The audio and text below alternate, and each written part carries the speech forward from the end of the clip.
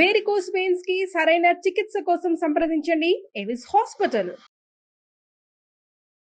నమస్తే, మీరు చూస్తుంది సుమన్ టీవీ. నేను మీ కీర్తి. మనతో పాటు ఉన్నారు ప్రముఖ ఆస్ట్రాలజర్ బ్రహ్మశ్రీ నందిబట్ల శ్రీహరి శర్మ గురుగారు. నమస్తే గురుగారు. వాగర్థావివ సంపృక్తౌ వాగర్థ ప్రతిపత్తయే జగతః పితరౌ వందే పార్వతీ పరమేశ్వరౌ. సదాశివ సమారంభాం శంకరాచార్య మధ్యమాం అస్మదాచార్య పర్యంతం వందే గురు పరంపరాం. ఆదిత్యాయ చ సోమాయ మంగళాయ బుధాయ చ గురు శుక్ర శనిభ్యశ్చ రాహవే కేతవే నమః. శృంగేరి జగద్గురు పీఠాధిపతులకి, కంచి పీఠాధిపతులకి నమస్కారములు తెలియజేసుకుంటూ కార్యక్రమాన్ని ప్రారంభిద్దాం. గురుగారు, దత్త జయంతి ఈ రోజున పిల్లలు బాగా చదువుకోవాలన్నా, లేకపోతే పిల్లలు బాగా మారం చేస్తున్నారండి, అసలు మాట వినట్లేదు అనుకున్న వాళ్ళకైనా, బాగా ఆర్థికంగా ఇబ్బందుల్లో ఉన్న వాళ్ళకి ఆ ఇబ్బందుల నుంచి బయటపడాలన్నా, లక్ష్మీ కటాక్షం కలగాలన్నా, అసలు ఆ గురుని కటాక్షం కలగాలంటే ఈ రోజున ఎలాంటి పరిహారాలు పాటించవచ్చు అంటారు? దత్త జయంతి మార్గశిర మాసములో చతుర్దశి తిథి రోజున బుధవారము కృత్తికా నక్షత్రం ఉండగా దత్తుడి యొక్క జన్మ జరిగింది. కాబట్టి లోకాచారముగా అనాదిగా వేల సంవత్సరాల నుంచి మార్గశిర పౌర్ణమిని దత్త జయంతిగా ఆరాధన చేసుకునే సాంప్రదాయం మనకుంది. కాబట్టి ఈ డిసెంబర్ 15వ తారీఖు రోజున దత్త జయంతి మనకున్నదమ్మా. ప్రధానంగా అంటే దత్తుడు జన్మించినటువంటి రోజున కాబట్టి ఆ రోజున చేయవలసినటువంటి పరిహారాలు ముఖ్యంగా పిల్లలు విద్యలో పైకి రావడం కోసం, అలాగే ఉద్యోగ ప్రాప్తి, ధన ప్రాప్తి, ఆర్థిక సమస్యల నివారణ కావడం కోసం, చేస్తున్నటువంటి పనులలో అనుకూలత కోసం, అలాగే వివాహము కావడం కోసం, ఇంకా చెప్పాలంటే చక్కటి సంతానాన్ని అనగా దత్తుని అనుగ్రహంతో సంతానం పొందితే ఆ సంతానం వల్ల ఆ యొక్క కుటుంబం అభివృద్ధిలోకి వస్తుందమ్మా. ఆ విధమైనటువంటిది. అలాగే మనిషికి ఎంత పని చేసినప్పటికీ కూడాను ఆ పని చేసిన తాలూకు ఫలితాన్ని అందరూ గుర్తించలేకపోతారు. అనగా ఏంటి, ఇక కష్టపడ్డా ఫలితం దక్కదన్నట్టు అంటారు కదా. అటువంటి ఎంత కష్టపడ్డా ఫలితం దక్కని వారి కోసం ఈ దత్త జయంతి రోజున కొన్ని పరిహారాలు మనం తెలియచేసుకుందామమ్మా. అసలు ముందుగా దత్తుని యొక్క పుట్టుక గురించి మనం తెలుసుకుంటే అద్భుతం అమ్మా. ఈ కథ విన్న దత్తుని అనుగ్రహం సంపూర్ణంగా కలుగుతుంది. అందులో మీరు నవగ్రహాల గురించి విశ్లేషణ చేసినప్పుడు గురుబలానికి సంబంధించి ఎప్పుడు దత్తాత్రేయ స్వామి వారి పేరు ఎక్కువ శాతం తీసుకుంటూ ఉంటారు. అంటే ఈ రోజుని అంత విశేషంగా ఉపయోగించుకున్నామంటే మన జాతకం మెరుగుపడ్డట్టే. అందుకే ఇప్పుడు గురువు గారు చెప్పే కథ మాత్రం మనందరం వినాల్సిందే. దత్తాత్రేయ యొక్క పుట్టుక గురించి చూసుకున్నట్లయితే పూర్వము అనగా ఒకానొక యుగంలో అనగా సత్యయుగంలో విష్ణు భగవానుని వేణోళ్ల ఆరాధన చేసినటువంటి ఫలితంగా విష్ణు ప్రత్యక్షమవుతాడు నారదుడికి.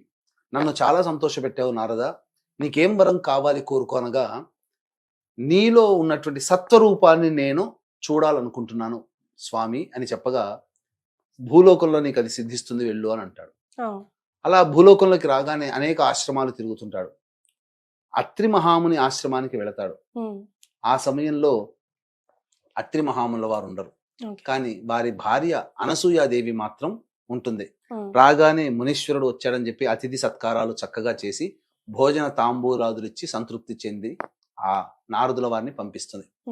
ఈ విధమైనటువంటి సంతోషం పొందినటువంటి నారదుల వారు వైకుంఠానికి వెళ్ళి లక్ష్మీ అమ్మవారు ఉండగానే విష్ణు దగ్గర ఆ యొక్క అత్రి మహాముని భార్య అయినటువంటి అనసూయాదేవి గొప్పతనం గురించి చెప్తున్నారు. సహజంగా ఎలా ఉంటుందమ్మా, ఆడవాళ్ల ముందర ఇంకొక ఆడవాళ్ళని పొగిడితే ఊరుకుంటారా? అసూయ ఉంటుంది. అలాగే లక్ష్మీ అమ్మవారికి కూడా అసూయ కలిగింది. అయితే నా భర్తను పంపిస్తాను, ఆమె ఏటి పాతివ్రత్యం నేను కూడా చూస్తాను అని చెప్తుంది. ఈయన గారు మళ్ళీ కైలాసానికి వెళతారు. మళ్ళీ పార్వతీదేవి ముందర ఉండగానే శంకర్ల వారికి చెప్తారు. అప్పుడు పార్వతీదేవి కూడా అసూయ పడుతుంది, నా భర్తను పంపిస్తాను, ఆమె పాతివ్రత్యం ఎటువంటిదో చూస్తాను అని. అలాగే పరీక్ష కోసం ఇదంతా కూడా. సావిత్రి ముందుగానే బ్రహ్మలోకంలో బ్రహ్మతోని ఈ విధంగా చెప్పగలరు. సావిత్రి కూడా నా భర్తని పరీక్షించమని పంపిస్తాను అని చెప్పి ముగ్గురు కూడా కలగలిపినట్టుగా ఒకే మాట మీద ఉంటారు. తర్వాత ఈ బ్రహ్మ విష్ణు మహేశ్వరులు వీరిని పరీక్షింపదలిచి వారి ఆశ్రమానికి వెళతారు. ఎలా వెళ్తారో బ్రాహ్మణ సన్యాసి రూపంలో వెళతారు. భవతి భిక్షాందేహి అనగానే చక్కగా అత్రి మహాముని వారు కూడా చాలా సంతోషించి, అనుకోని అతిథులు దేవతా స్వరూపం చెప్పి వాళ్ళని సాధారణంగా ఆహ్వానించి భార్యని పురమాయిస్తారు, చక్కగా వంటలు అవన్నీ చేయమని చెప్పి. అంతటా వాళ్ళు ఏమి కండిషన్ పెడతారంటే, ఈవిడ వివస్త్రగా మాకు వడ్డించాలి అని చెప్పి ఓ. పెడతారు. అంతటా అత్రి మహాముని ఒకసారి కంగు తింటాడు. ఏంటి ఇలాంటి కోరిక కోరారు, ఎవరు సన్యాసులు ఇలాంటి కోరిక అడగరు కదా అని చెప్పి దివ్య దృష్టితో చూస్తే వచ్చిన వాళ్ళు సాక్షాత్తు త్రిమూర్తులు. ఉమ్. ఈ విషయం అనసూయాదేవికి చెబుతుంది. ఎలా అండి అని అంటే అప్పుడు ఒక మంత్రోదకం ఇస్తాడు. ఆ మంత్రోదకం ఆ భర్త యొక్క చెప్పినటువంటి మంత్రోదకాన్ని మనసులో స్మరణ చేసుకొని ఆ ముగ్గురు మీద చల్లగానే వాళ్ళు పసి బాలులు అయిపోతారు, చంటి పిల్లలు అయిపోతారు. ఓ. అప్పుడు వాళ్ళని ఆలనా పాలన ఇచ్చేసి చక్కగా వారిని ఊయల్లో వేసి చక్కగా ఆడించుకుంటూ ఉంటుంది. ఇక్కడ త్రిమూర్తులు లేరు.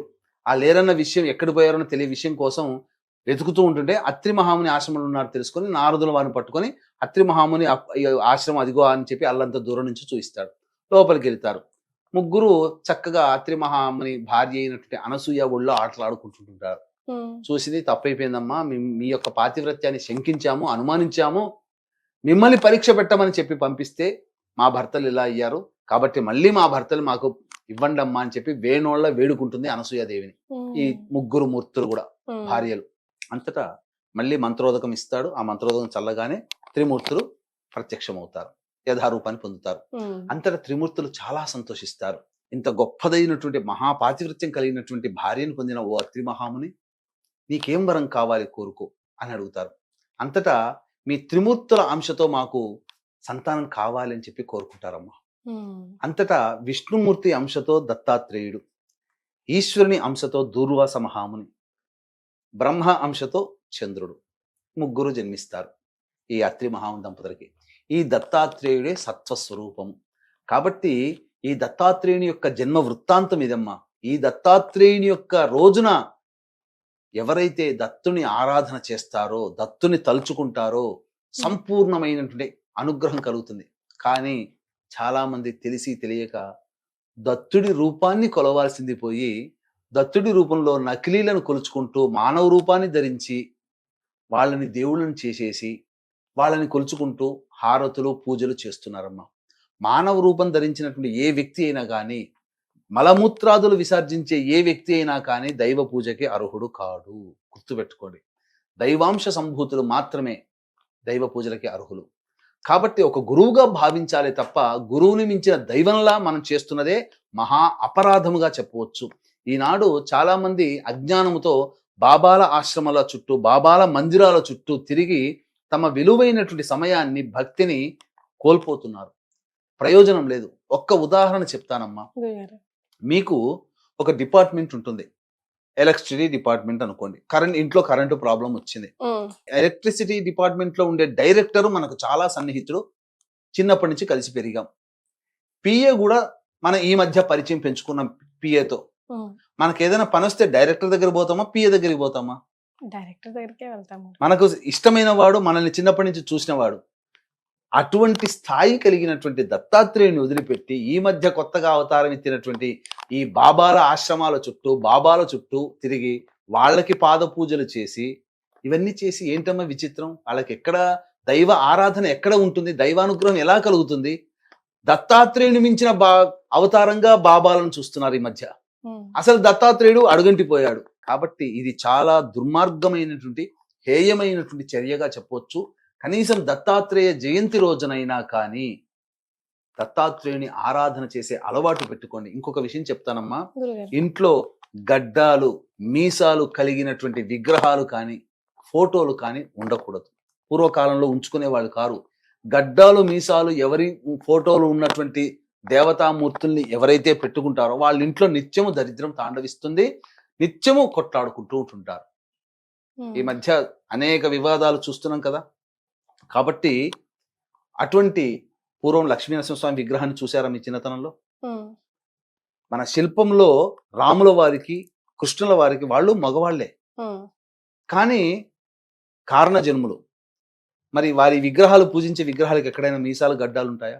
శిల్పశాస్త్రం ఒప్పుకోదు. కాబట్టి అటువంటి గడ్డాలు, మీసాలు ఉన్నటువంటి విగ్రహాలు కానీ, చిత్రపటాలను కానీ పూజించడం హైందవ సాంప్రదాయం కాదు. ఇది. ఇక మనం పరిహారాల గురించి తెలుసుకుందాం. ముఖ్యంగా 2 పరిహారాలు మాత్రం చేసుకోవచ్చునమ్మా. ఒకటి మనం చెప్పుకునేటువంటి పరిహారం ఏంటంటే, చక్కగా సమయం చూసుకొని సమయాన్ని పెట్టుకొని కేవలం ఆ రోజు మొత్తం పెట్టుకోవాల్సినటువంటి పరిహారం. ఇంకొకటి, సమయం లేకపోయినా ఉన్న కొద్ది సమయంలోనైనా భక్తితో చేసుకున్న దేవతానుగ్రహం కలుగుతుంది. ఈ 2 పరిహారాలు చెప్పుకోవచ్చమ్మా.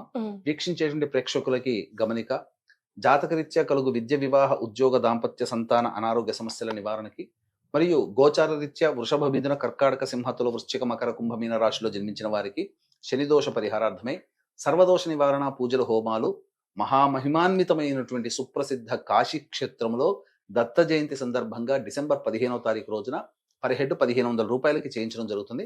అవకాశం ఉన్న వాళ్ళు కార్యక్రమ తదనంతరం కాంటాక్ట్ చేసి మీ గోత్రనామాలు నమోదు చేసుకోవచ్చు. ఈ డిసెంబర్ 15 ఆదివారం అయింది, కలిసి వచ్చింది. ఆ రోజంతా సెలవు దినం కాబట్టి బ్రహ్మముహూర్త కాలంలోనే లేచి కాలకృత్యాదులు తీర్చుకొని ఉదయిస్తున్నటువంటి సూర్యుడికి ఒకసారి నమస్కారం చేసి 3 సార్లు అర్ఘ్యమిచ్చి సూర్యాష్టకం 6 సార్లు పారాయణం చేసి ఇంట్లో ఆవు నేతితో దీపారాధన చేసి అప్పుడు దత్త చరిత్ర పారాయణం చేయాలి. గురు చరిత్ర అనగానే ఈ మధ్య కొత్తగా పుట్టుకొచ్చినటువంటి సచ్చరిత్రలు చదువుతున్నారు. కాదమ్మా, గురు చరిత్ర అంటే దత్తాత్రేయుని చరిత్రే. అది కూడా గోరఖ్పూర్ గీతా ప్రెస్ వాళ్ళు ప్రచురించిన దత్త చరిత్ర ప్రామాణిక గ్రంథం. ఓకే. ఇక ఈ మధ్య పిఠాపురంలో కూడా ముద్రిస్తున్నారు, కానీ అవైదికమైనటువంటి సాంప్రదాయం అందులో ఉంది. మన ధర్మం కాని ధర్మం అందులో ప్రచురించబడి ఉంది. కాబట్టి పిఠాపురం వాళ్ళు ఇచ్చేటువంటి దత్త చరిత్ర పారాయణ గ్రంథం పారాయణానికి పనికిరాదు. గీతా ప్రెస్ వాళ్ళది పారాయణానికి పనికి వస్తుంది. కాబట్టి గీతా ప్రెస్ వాళ్ళు ముద్రించినటువంటి దత్త చరిత్ర ఉదయం నుంచి సాయంత్రం కాలం సమయంలో ఒక చరిత్ర మొత్తం పూర్తి చేయండి. ఉపవాసం ఉండండి ఆ రోజు. సాయంకాలం శివుణ్ణి ఆరాధించే వాళ్ళు శివాలయం, విష్ణువుని ఆరాధించే వాళ్ళు విష్ణు ఆలయానికి వెళ్ళి, చక్కగా అమ్మవారిని ఆరాధించే వాళ్ళు అమ్మవారి దేవాలయానికి వెళ్ళి అక్కడ అర్చనలు జరిపించుకొని చంద్రుడిని, నక్షత్రాలు చూసి ఇంటికి వచ్చి భోజనం చేయండి. ఆ రోజున అన్నదానం చేయండి. ఇది కాస్త కఠినం, ఎందుకంటే ఒక రోజు మొత్తం గ్రంథాన్ని పఠించాలి. ఈ పౌర్ణమి రోజున దత్త క్షేత్రాలు ఏవంటే పిఠాపురము, కురువపురము, గాణుగాపురం, ఈ 3 దత్త క్షేత్రాలు. కానీ ఈ దత్తక్షేత్రం కాని క్షేత్రాలు ఇప్పుడు కొత్తగా తెలిసి వచ్చాయి ఈ మధ్య కాలంలో. ఈ 30-40 సంవత్సరాల్లో అభివృద్ధి అయిపోయాయి. కాబట్టి అవి దత్తక్షేత్రాలు కాదు. ఇక గమనించుకుంటే 2వ పరిహారం అతి సులువుగా ఉంటుంది. నవగ్రహాల చుట్టూ శివాయ నమః అంటూ 27 ప్రదక్షిణలు చేసి ఉదయాన్నే 7 గంటలకల్లా వెళ్ళిపోతే, తదనంతరం ఉత్తరం వైపున ఫేస్ పెట్టినటువంటి విగ్రహం ఉంటుంది నవగ్రహాల్లో, అది గురుస్వరూపం. కాబట్టి ముందు రోజే నానబెట్టినటువంటి 108 శనగల దండని ఆ గురుగ్రహానికి వేసి పసుపు రంగు పూలతో అర్చన చేసుకోవాలి. చేసిన తర్వాత ఆ తదనంతరం శనగపిండితో చేసినటువంటి బూందీ లడ్డు నైవేద్యంగా పెట్టాలి. ఇక ఆ రోజునంతా కూడా ఉపవాసం ఉండవచ్చు, ఇబ్బంది పడాల్సిన అవసరం లేదు, భోజనం చేయవచ్చు. కానీ మళ్ళీ ప్రదోషకాల సమయానికి దేవాలయానికి వెళ్ళి అర్చనాభిషేకాదులు జరిపించుకొని చంద్ర దర్శనం చేసి భోజనం చేయాలి. ఆ రోజున అన్నదానం చేస్తే చాలా విశేషం అమ్మా. ఇది ఈ యొక్క 2 పరిహారాలు గనక ఏ వ్యక్తి అయితే చేస్తాడో దత్త జయంతి సందర్భంగా ఆ దత్తుని అనుగ్రహం సంపూర్ణంగా కలుగుతుంది. ఒక్కసారి మనం పారాయణం చేసామా, 108 పారాయణాలు చేసిన పుణ్య ఫలితం దత్త జయంతి అయినటువంటి డిసెంబర్ 15వ తారీఖు రోజునే వస్తుంది. కాబట్టి చాలా చక్కగా ఈ వచ్చినటువంటి సమయాన్ని అందరూ వినియోగించుకొని అసలు సిసలైన దత్తాత్రేయుని మాత్రమే ఆరాధన చేయండి. మిగతా మనుషులుగా పుట్టి మనిషిగా చనిపోయినట్లు వ్యక్తులు దత్తునిగా ఆరాధన చేయకండి. ధర్మాన్ని పాటించండి, ధర్మాన్ని రక్షించండి. గురుగారు, గాంగాపురం టాపిక్ వచ్చింది కాబట్టి నెగిటివ్ పవర్స్ ఉన్నా కూడా, లేకపోతే కొంచెం మెంటల్లీ ఛాలెంజ్ ఉన్న వాళ్ళు కూడా గాంగాపూర్లో దత్తాత్రేయ ఆరాధన చేస్తే చాలా మంచిది, నిద్రిస్తే చాలా మంచిది అంటారు కదా. అలాంటి వాళ్ళకి కూడా సూచించండి గురుగారు, బికాస్ ఆ రోజుని సద్వినియోగం చేసుకోవచ్చు కదా. మనకున్నటువంటి 3 దత్త క్షేత్రాల్లో ఈ క్షేత్రం చాలా గొప్పదమ్మా. గాంగాపురం సాక్షాత్తు అవతార స్వరూపంగా ఉన్నటువంటి నృసింహ సరస్వతి స్వామి వారు అక్కడ ఉన్నటువంటి సందర్భం, తపస్సు చేసినటువంటి సందర్భం. అమరజ భీమా నదీ సంగమ ప్రదేశం. అక్కడ వైబ్రేషన్ చాలా మామూలుగా ఉండదమ్మా. రోజు 100 పారాయణాలు అవుతాయి. అక్కడికి వెళితే చాలు, ఆ ప్రదేశంలో ఒక పావు గంట, అరగంట సమాధి స్థితిలో ఉంటే చాలు, నెగిటివ్ ఎనర్జీ అంతా పోతుంది. గురుడు అంటే సామాన్యమైనటువంటి వాడమ్మా. నవగ్రహాల గురువు చాలా నిరాడంబరంగా ఉంటాడు. అందుకనే గురుక్షేత్రాలు ఎప్పుడు కూడా నిరాడంబరంగా ఉంటాయి. ఇదొక్కటే సూచన. గురుక్షేత్రాలు, దత్తక్షేత్రాలు ఎప్పుడూ నిరాడంబరంగా ఉంటాయి. అంతే తప్ప ఈ యొక్క హడావిడి చేసేటువంటి తత్వము గురుక్షేత్రాలకి ఉండదు. అది గురుక్షేత్రము కానే కాదు. దైవక్షేత్రం ఎప్పుడు సముద్ర తీరమున నదీ తీరమున ఉంటాయి. ఉమ్, ఇప్పుడు దత్తక్షేత్రాలని చెప్పి ఈ 3 కూడా నదీ తీరం దగ్గర ఉన్నాయి. మా పిఠాపురం కానీ, కురువపురం కానీ, గానగాపురం కానీ. ఉమ్, మరి మిగతా క్షేత్రాల్లో దత్తక్షేత్రాలని చెప్పుకొని పోయి అక్కడ బిజినెస్లు చేయడానికి పోతున్నారు. అక్కడ ఏ నదీ తీరం ఉంది, ఏ సంగమం ఉంది, మట్టి నేల తప్ప ఏమీ లేదు. మరి కాబట్టి అటువంటి దత్తాత్రేయుని ఆరాధన మాత్రమే మనం చేయాలి తప్ప నకిలీగా మనం చేయకూడదని తెలుసుకోండి. ఎస్. సో గురుగారు చెప్పిన పరిహారాలు పాటించండి, దత్త జయంతిని సద్వినియోగం చేసుకోండి. చాలా సంతోషం గురుగారు, ధన్యవాదాలు. సర్వం శ్రీ ఉమమహేశ్వర పరబ్రహ్మార్పణమస్తు.